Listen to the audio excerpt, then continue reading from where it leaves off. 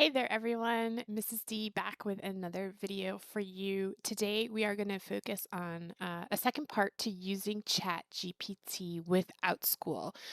Again, these tips are probably good. Any online teacher could use them, but since I work specifically for Outschool right now, that's what we're going to focus on in this video. Now I know I'm in kind of an odd placement here, but the last video I did, I covered some of the things that you guys needed to see with my video being down in the corner, and it was so big, so I've gone ahead and shrunk it down, so just a little bit of me now so that you can see what I'm working on here. Now, the first thing that I'm going to do, first mention that I found ChatGPT amazing, such a helpful tool. It can really, really benefit your work and your flow of work and cut some time in half. And as I learn more about it, I'm of course going to share with you what I learned. So let's talk about updating your old class listings. Now, so if you're not using them for your new class listings, what you can do is kind of sketch out on Outschool what you want it to say and then run it through ChatGPT and it will optimize those for you. Let me show you how to do that with an old class listing. And it's always a good idea. I've always said this before, to update your class listings from time to time just to give your page a refresher. I think the algorithm likes when that kind of stuff happens because I always see a correlation with a little uptick in enrollments when I do this. Okay, so I'm going to edit my page here, my class, and I'm going to go down to the class description. And I'm just going to copy what we currently have. And it will include those class breakdowns.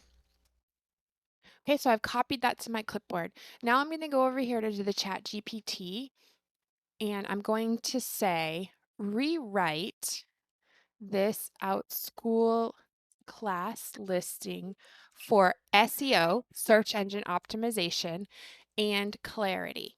Okay. And oh, sorry, I forgot to put the class listing in there. So let me try that again. Rewrite. That's such a typical me move when I'm filming to forget to do that.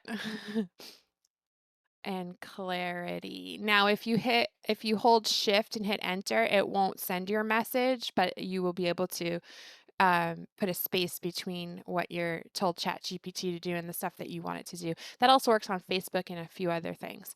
Okay, so now I've done it the correct way. For those of you that have followed me for a while, you know that I do these kind of crazy things all the time. Okay, so now I'm not probably going to redo all of these parts for this particular thing, but I am going to take a look at this and here this is I'm going to copy these parts of it and paste that in before the class schedule, right? And just skim read it, because once I saw it said once a week and it was supposed to say twice a week, and that could have been my own mistake, but you always want to skim read what you've done. For the sake of time, I'm going to say we did a great job for this ChatGPT, but do definitely skim read because ChatGPT does make mistakes too. Okay, so let's just double check. This is where I want to start pasting. So I'm going to replace all of that with the new stuff. I am going to get rid of that emoji because, oh, this is level 3, all about time. Weird. Well, that's okay. I'm going to say an example of what to expect. That's why I'm going to change this.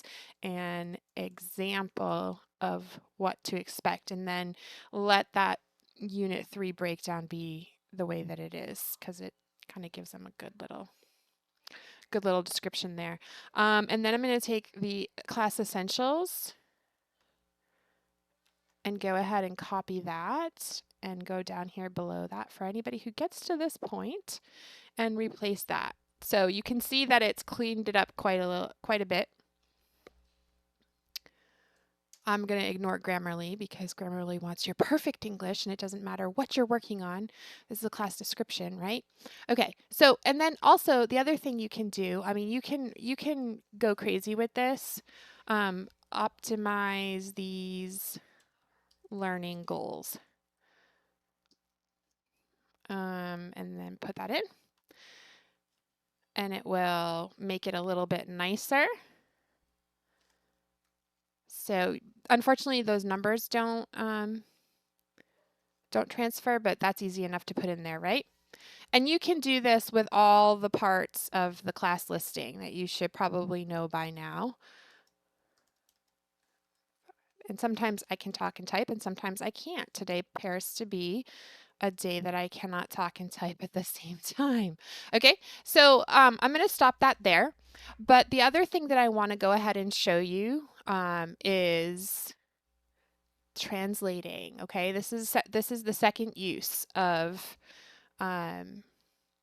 ChatGPT. We're going to translate this. We're targeting Asian students right now, and most of them are coming from Hong Kong and Korea. So we're going to translate this into both languages, okay? So I'm going to go ahead and copy all of it again. And I'm going to make a line here in our great, beautiful Outschool fashion because we aren't able to do it any other way. And then I'm going to write translate into translate into Chinese.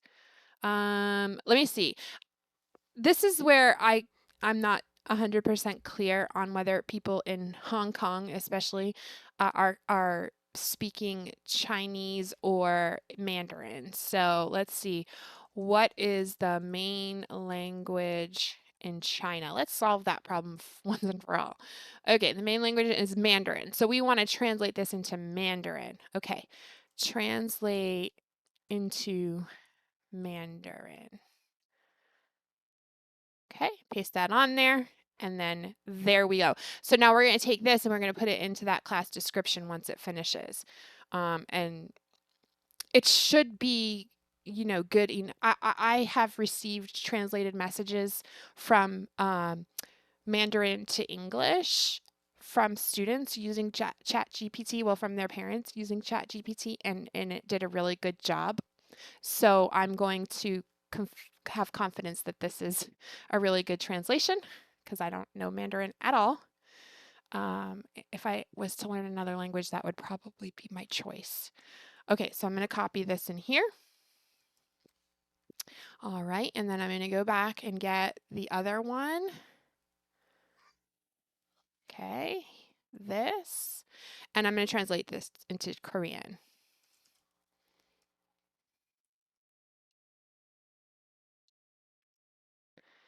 Okay.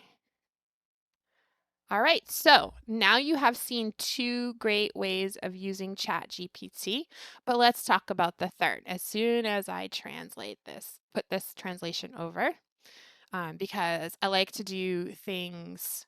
I like to, when I make my videos, it's nice to be able to make a video that actually does some work while I'm doing it, because now I have to go into all of these class listings and redo all of them, so that they have a translation and so that they're optimized. And we have several of these classes, so that's going to be quite the little project. So thanks for letting me get a little bit of work done while doing a monotonous project and giving you guys some tips and tricks. Okay, so then I'm going to save that. That one's checked off my list to do. Now, let's say we want to plan a full lesson on some, let's say 4th grade spelling, because I'm working on 3rd grade right now. Or I'm actually working on 2nd grade. So let's do 3rd grade. Give me or help me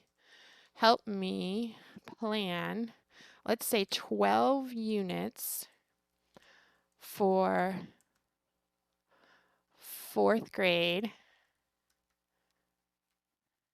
spelling with Common Core standards. Now, this doesn't plan the whole thing out for you. Sorry, guys, I still don't have a magic wand that waves and plans all the curriculum and then even creates it.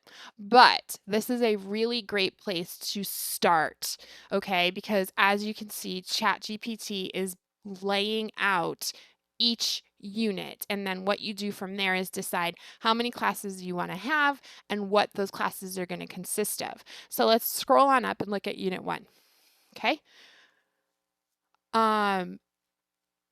This is a sample outline for the units along with suggested topics and activities. This is just a general guide, right? This is a general guide, but it really does streamline your work, okay? Because you can say, all right, Unit 4, we're going to start, Grade 4, Unit 1, we're going to start with short vowels and consonant blends, okay? And it tells you the common core standard. So when you're doing your Outschool listing, you can copy and paste those into your description if you do that. And then you just plan your lessons. The first, I'm going to say, I'm going to do 2 times a week, and each unit's going to be 3 weeks long. So here, I'm going to do 2 classes on this one. I'm going to do 2 classes on this one. And I'm going to do 2 classes on this. Or I'm going to do 2, 3. I'm going to do a class with activities and a class with activities and a class with activities. So a list with activities to go with them. And then another. So anyways, you get the idea? That's how you lesson plan. You take a look at what you got to have in your units, and then you figure out how you're going to make that come alive on the screen. But I don't have to sit here and work out every single one. I've now got, I'm going to do short vowels, I'm going to do silent E's, then I'm going to do controlled vowels, I'm going to do homophones and homographs, I'm going to do prefixes and suffixes, okay? So I've got that already laid out, and I don't have to do all of that legwork to set out that outline, okay? And if you wanted to, it can help you. It can say, you can tell it to plan a lesson for 4th grade spelling on short vowels and common consonant blends.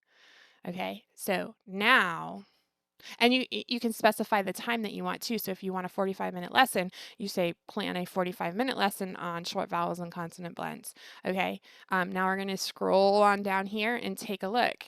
Okay, this has given us, let's see, it usually tells us, but it gives us this anyways. So now you actually have a full lesson. All right, and you can pick and choose what you want to do from there and get your ideas from it, and then go ahead and create your visuals that are going to go ahead and be with this particular lesson. So lesson planning streamlined. All right, I hope that this was helpful. Those 3 things once again were optimizing your class listings for search engines and for clarity. Use those old listings and redo them. Helps your algorithm anyway, so go back and do all those. Number 2, translating into a foreign language. If you're teaching ESL or you're teaching other students in different languages, you can translate your class listings into that. You can translate your messages that you want to send them, send the parents or send the families. And then number 3 is to help you with your lesson planning an outline for the entire course, and then planning your lessons. And Outschool is coming up with syllabuses, so it will also probably help you plan a syllabus if you want to include those in your class listings. All right, so that's it for this time. If this video was helpful to you, please like, subscribe, share it, help me get my numbers to 1,000. I'm looking into those options of monetizing, getting some more passive income. Thank you so much for watching, and I'll see you in the next video.